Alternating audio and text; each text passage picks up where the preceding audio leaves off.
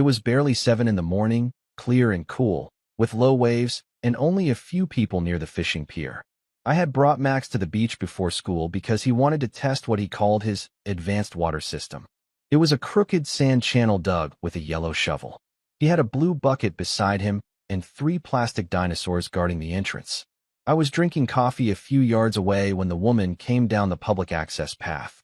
She wore a dark business suit, a pale blouse, and low professional shoes. Her dark blonde hair was pinned back. She looked like she belonged in a meeting, not on a beach.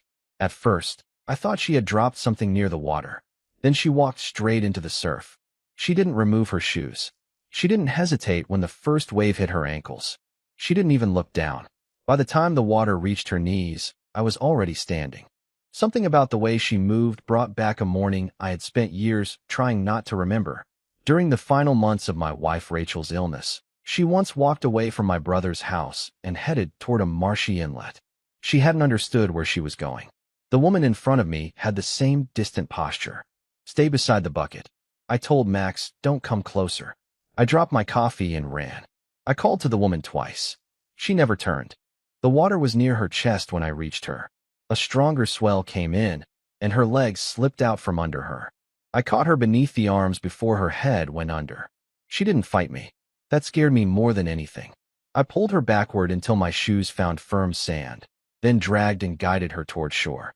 Max stayed where I had told him, frozen beside his dinosaurs. A fisherman hurried over. I'll call an ambulance, he said. The woman's eyes opened wider. No ambulance. Please. Her voice was weak, but the fear in it was immediate. I lowered her onto the dry sand and kept one hand behind her shoulder. What's your name? She stared past me for several seconds. Elise. Did you hit your head? I don't think so. Did you swallow water? I don't know. She was pale, shaking, and still wearing a soaked suit that probably cost more than my truck was worth. Her eyes moved between me, Max, and the fisherman like she was trying to figure out where she was. You need to be checked, I said. No hospital. Refusing doesn't automatically mean I'm agreeing with you. She closed her eyes.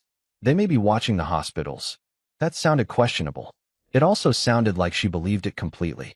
I asked the fisherman to give us a minute. Then I told Elise I would take her to an urgent care clinic outside the main hospital network. She refused that too, so I made the only temporary deal I could accept.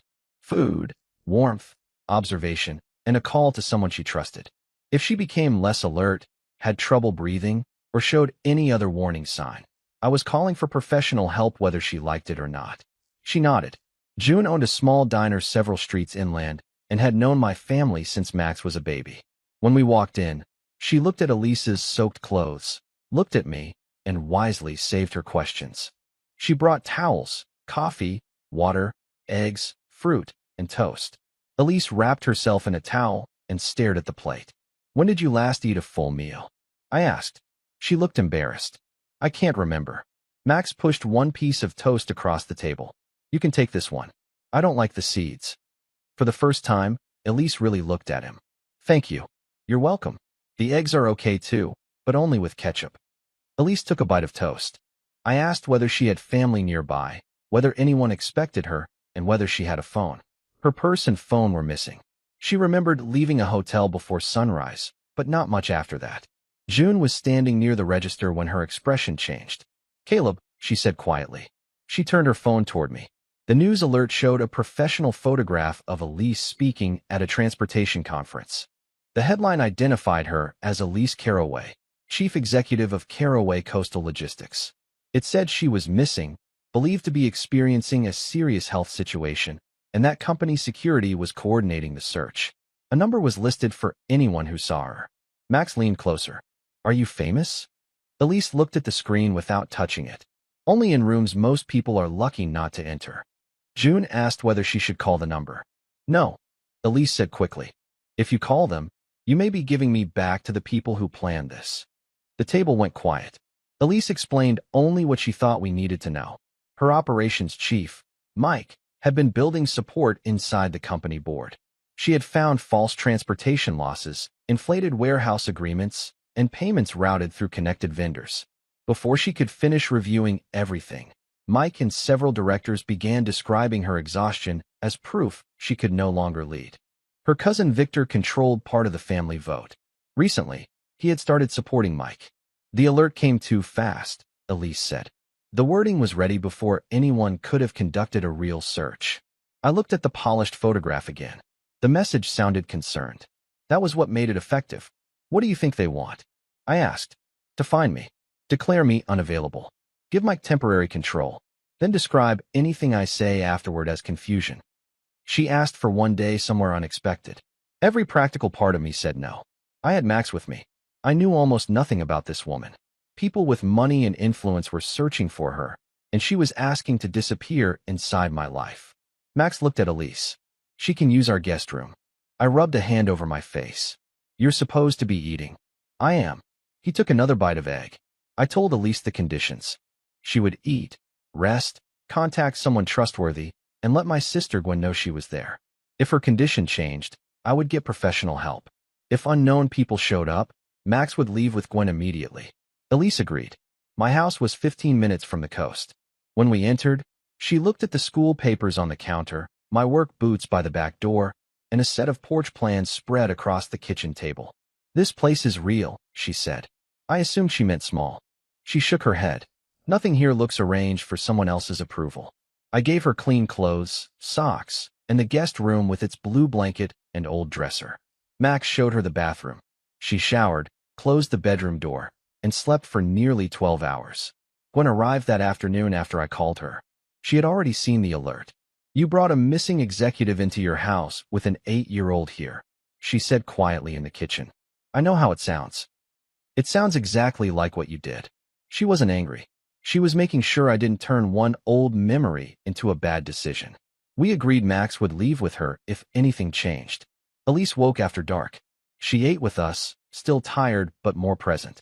Max gave her a plastic dinosaur and told her it was the strongest one he owned. Then she asked to use my phone. I kept the call on speaker until the man who answered identified himself as Thomas, her company's longtime security director. He spoke quickly. Mike had declared Elise medically unavailable. An emergency board meeting was being arranged. Victor had signed a family statement supporting her temporary removal. Mike's office had accessed her hotel booking and private schedule. Then Thomas mentioned a succession memo prepared 9 months earlier. It gave Mike temporary authority, included pre-written language for investors, and explained how Elise's objections could be presented as further proof that she was unwell. Elise stopped looking tired. Send me everything, she said. Access logs, vendor records, board messages, Victor's documents, all of it. My laptop chimed a few minutes later. She sat at my kitchen table between Max's school map, my grocery list, a chipped coffee mug, and the plastic dinosaur. The first encrypted file opened. Elise leaned toward the screen. No one speaks for me again. For the next 2 hours, my kitchen stopped looking like a kitchen. Elise opened file after file, while Thomas stayed on the phone through a secure connection. I didn't understand half the numbers, but I understood patterns. The same warehouse companies appeared again and again. Costs went up. Reported losses appeared on routes that had actually been completed. Money moved through vendors with different names, but matching addresses. Elise understood all of it. She would open one document, scan it once, and immediately know which earlier file it connected to. The tired woman I had pulled from the water was still there physically. Her hands shook when she lifted her coffee. Her eyes were red. But her voice had changed. This contract was approved without my signature. Thomas answered through the speaker. Mike used emergency authority. He didn't have emergency authority then. He cited a port delay. There was no port delay. She opened another file. This company received 3 warehouse agreements. I looked over her shoulder. Same address as the other one. Elise turned toward me. I pointed at the screen. Different company name. Same office suite. Thomas went quiet for a second. Then he said, I missed that. Elise checked the registration documents. The second company belonged to the business partner of one of Mike's college friends. That was about the limit of my financial contribution. I knew how to compare addresses, dates, and invoices. I did not suddenly become qualified to run a transportation company. Around midnight, I put a plate beside Elise. She didn't look away from the laptop. I'm working. You can work and chew. I'm not hungry. You said that at the diner too. Her eyes lifted. You are unusually comfortable giving orders in your own kitchen. That's why I keep paying the mortgage. Gwen covered a smile with her coffee cup. Elise ate half the sandwich. Then she drank the water I placed beside it.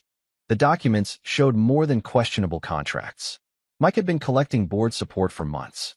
He had sent private summaries describing Elise as exhausted, unpredictable, and unable to separate personal concern from company decisions. The messages were careful. Nothing sounded openly cruel. Every sentence sounded polite. That made them worse. Mike wrote that he was worried about her. He suggested reducing her schedule for her own benefit. He asked directors to prepare for temporary leadership, only as a precaution. At the same time, his office had opened her travel schedule, hotel details, and private calendar. Thomas found the access records. Mike knew where she would be before she left Charlotte. He knew which hotel she had booked near Wilmington. His staff opened the reservation details 4 times in the week before her trip. Then Elise found 2 versions of the missing person statement. One had been created 3 days before she disappeared. The other had been edited the night before she walked onto the beach. Elise sat back. They were waiting for an opportunity. Gwen leaned against the counter. They didn't create what happened to you. No, Elise said. I did reach the edge on my own. Her voice stayed steady, but she looked down at her hands. I spoke before she could turn that into another reason not to rest. That doesn't give them the right to prepare your replacement. She nodded once. At 2 in the morning, I closed the laptop. Elise stared at me.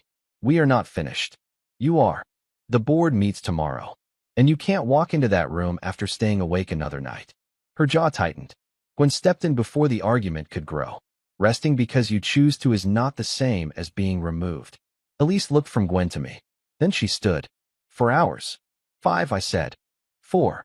I accepted 4 because I had already learned that Elise treated every compromise like a contract negotiation. Thomas arrived shortly after sunrise in a plain gray sedan. He parked where I could see him from the front window and walked to the door carrying 2 document cases. He was in his late 50s, broad through the shoulders, with close-cut gray hair and the tired expression of a man who had driven most of the night. He showed identification before I asked. No one followed me, he said. I changed routes twice and stopped outside town to confirm. Max came out of his room wearing socks and holding another dinosaur. Are you Elise's bodyguard? Thomas looked at Elise. Today, I'm whoever helps her get the truth into the right room. Max accepted that answer and went to find cereal. Thomas spread printed documents across the kitchen table. Elise changed into clean clothes Gwen had brought and joined him with her hair pinned back. She still looked tired, but nobody looking at her now would call her helpless. The first new discovery involved Victor. His family voting shares had been used as security for a private loan. The loan company connected back to one of the vendors receiving the questionable contracts. Thomas placed several messages in front of Elise. Mike had first offered Victor help. Then the messages changed. They mentioned missed payments, public embarrassment, and the possibility that the family shares could leave Victor's control. In return for protection, Victor had signed the statement supporting Elise's removal. Elise read every page without speaking. Finally, she said, "Send these to the board." Victor goes down with Mike. Thomas didn't object, but his silence suggested he had concerns. I asked, did Victor choose Mike, or did he get trapped? Elise gave me a cold look. He signed his name. I'm not saying he didn't. The difference may not matter. It matters if he knows where the rest is hidden. She folded her arms. I picked up one of the loan papers. When I open an old house and find a damaged support, I still have to figure out why it failed.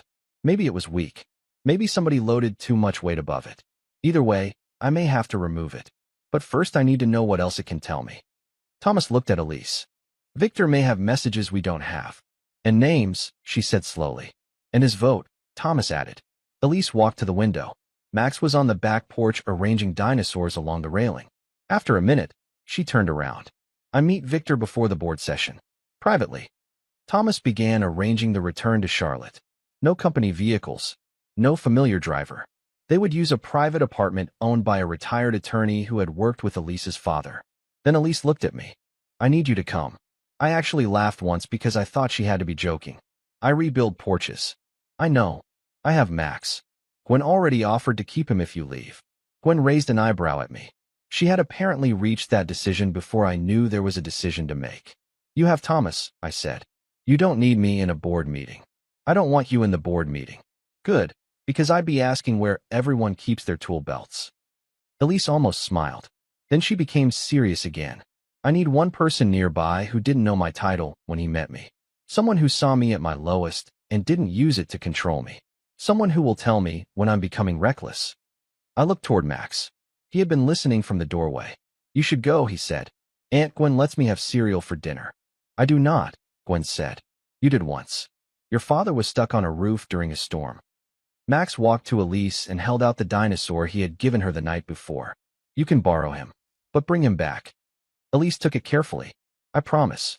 I had spent 4 years avoiding overnight trips, unfamiliar problems, and anything that might disturb the life I had built around Max.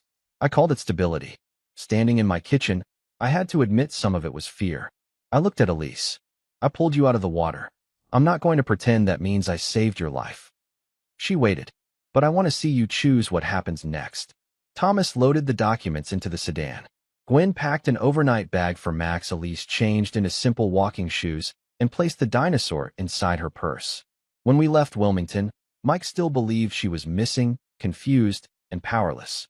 Elise sat beside me in the back seat, reading the plan for her return. This time, she knew exactly where she was going.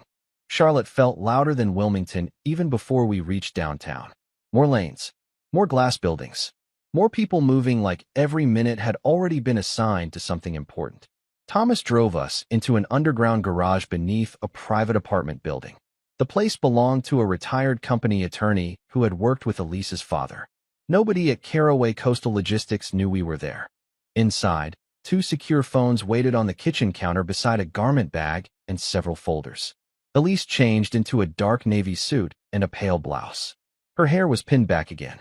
When she returned to the living room, she looked almost identical to the woman from the news photograph. Almost. She still moved carefully when she thought nobody was watching. I made her eat a bowl of soup before Thomas started the meeting. You really plan to do this every time? She asked. Until you stop acting surprised that people need food.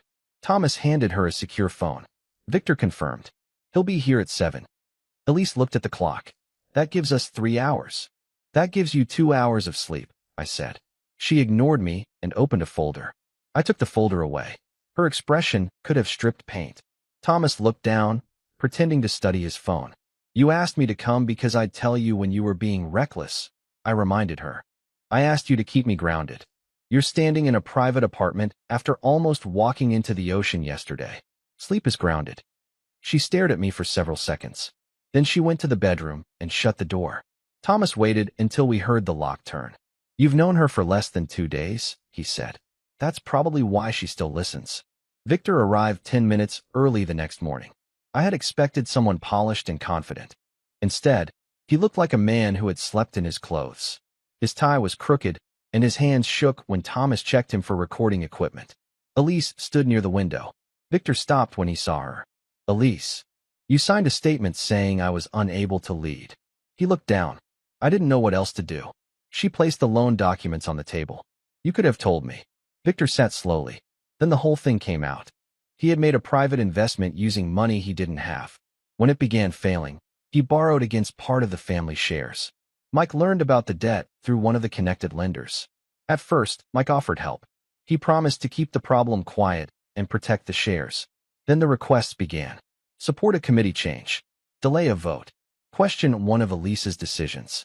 Sign a statement about her workload.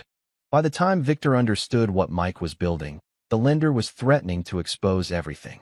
I thought temporary authority would last a few weeks, Victor said. I thought Mike would stabilize things, and then you'd return. You saw the statement they prepared. Victor said nothing. You knew they planned to describe every objection I made as proof that I wasn't well. I knew. Elise's face changed then. Not dramatically. She simply stopped looking at him like family. Victor seemed to feel it. I'm sorry. She opened a second folder and pushed Mike's messages toward him. I am not here for an apology. Victor read them. Elise gave him one option. He would support her in the vote, provide every message, identify every director who had coordinated with Mike, and disclose the connection between the lender and the vendors. He would also accept whatever financial consequences followed. Victor swallowed. Will you protect the family shares? I will protect the company from Mike. I will not protect you from your own decisions. He looked at the documents again. What happens to me? That depends on how much truth you bring into the room. Victor agreed. For the next hour, Thomas copied messages from Victor's phone and verified names, dates, and account records. 2 directors had worked closely with Mike. 3 others had supported him because they believed Elise was missing and unable to respond. Those 3 were the ones Thomas targeted first. The plan depended on timing.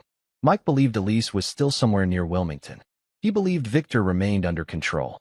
He believed the board would vote before anyone could challenge the prepared story. Elise allowed the company's statement to circulate. It said she was taking time away because of exhaustion and that Mike would provide stable leadership during a difficult period. I read it twice. It sounds reasonable, I said. That's the point, Elise replied. Thomas sent the succession memo, vendor records, and access logs to the undecided directors 10 minutes before the meeting. Victor sent a separate message confirming that Mike had pressured him. Then Elise recorded a brief public statement on the secure phone. She did not pretend she was perfectly fine. She said she had been deeply exhausted and would seek proper care. She also said no one had permission to use her condition to seize control of the company. When it was time to leave, we rode down in separate elevators. Thomas and Elise entered the company building through a private garage entrance. I followed later and waited in a quiet hallway outside the boardroom. I had no purpose inside that room. My job was to stay close enough that Elise could walk out and find one person who wasn't waiting to ask about stock prices, votes, or public statements. Before the doors opened, she reached into her purse for her phone. Max's dinosaur fell onto the carpet. One plastic leg had come loose. Elise picked up the body while I found the leg beneath a chair. "You really cannot leave broken things alone," she said. I fitted the pieces together and pressed until they clicked. Only when the pieces are still there. She looked at the repaired dinosaur for a moment, then placed it back in her bag. The boardroom doors opened. Mike was already speaking when Elise entered. I couldn't see much from the hallway, but I heard the room go quiet. Later, Thomas told me exactly what happened. Elise placed the pre-written succession memo on the screen. Then came the false loss reports, connected vendors, hotel access records, and the missing person alert drafted before she disappeared. Mike said every action had been taken to protect the company, its employees, and Elise herself. Elise answered without raising her voice. "You did not protect me. You prepared to replace me, then called the preparation concern." Victor confirmed the pressure and handed over his messages. One undecided director asked Mike why his office had accessed Elise's hotel reservation before the trip. Another asked why the medical statement had been written in advance. Mike tried to move the meeting into a private session. The board refused. 2 directors changed their votes. The company attorney called for an immediate review. Mike was removed from authority while the records were examined. The connected contracts were frozen, and the board approved an outside audit before anyone left the room. The doors finally opened almost 3 hours later. People came out carrying folders and avoiding one another's eyes. Elise appeared last. She looked tired enough to fall asleep standing up, but she was steady. I moved toward her. "Did you win?"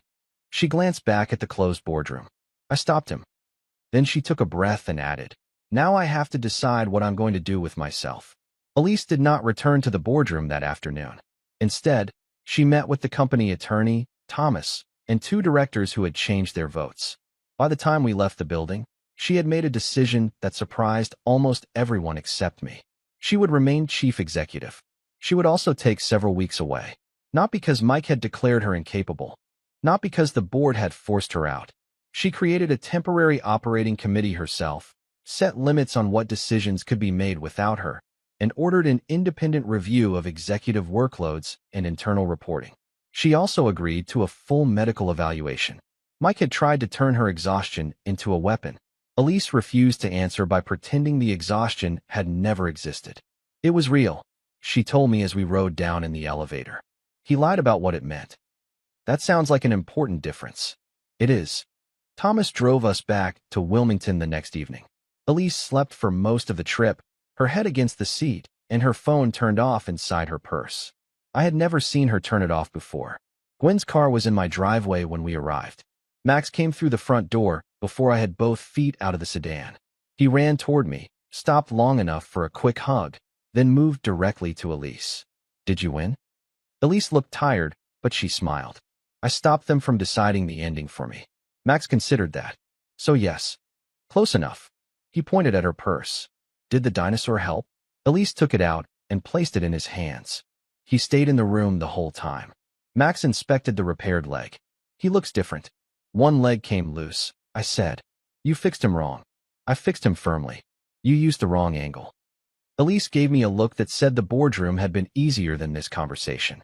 Gwen came outside and studied Elise for a few seconds. My sister had a way of checking whether people were all right without asking a question they could avoid. "You look tired," she said. "I am." Good answer. Elise stayed for dinner. I had bought chicken on the way home, and Gwen had already put vegetables in the oven. The rolls came from a plastic bag, and Max had selected a chocolate dessert with enough frosting to repair drywall. Nobody discussed Mike, the board, company shares, or reporters. Max spread a school map across the table and asked Elise where Charlotte should go. She showed him, then helped him draw the road toward Wilmington. "You have to make the road wider," Max said. "A lot of trucks use it." Elise adjusted the line. "You're right. Do your trucks go everywhere?" "Not everywhere." "Could they carry a dinosaur?" "A small one." "What about a real one?" "That would require special paperwork." Max nodded like that answer made complete sense. I watched Elise lean over the map in a borrowed sweater, carefully drawing a route while Max corrected her road width. She fit into the moment more naturally than I expected. That did not mean she belonged there forever. Her company mattered to her. Charlotte was not some cold place she needed to escape. It was where she had built most of her adult life. My house could give her quiet for a while. It could not become another place where someone else decided who she should be. After Max went to bed, Elise and I sat on the back porch. She wore the slippers Gwen had brought her. I kept my work shoes on because the boards near the steps still needed sanding. For a while, we listened to traffic moving along the road beyond the trees. Then Elise said, "I don't know what this is." I knew what she meant. "Neither do I." She looked down at her hands. "I'm going back to Charlotte after my leave. The company still matters. I can't turn into a different person because I spent a few days here." "I wouldn't expect you to. You have Max. You have a life that existed before I walked into it. I can't treat that casually." "I won't let you." That got a small smile. Then she became serious again. "I'm grateful to you, Caleb. But gratitude can look like something else when people have been through too much together." "I know.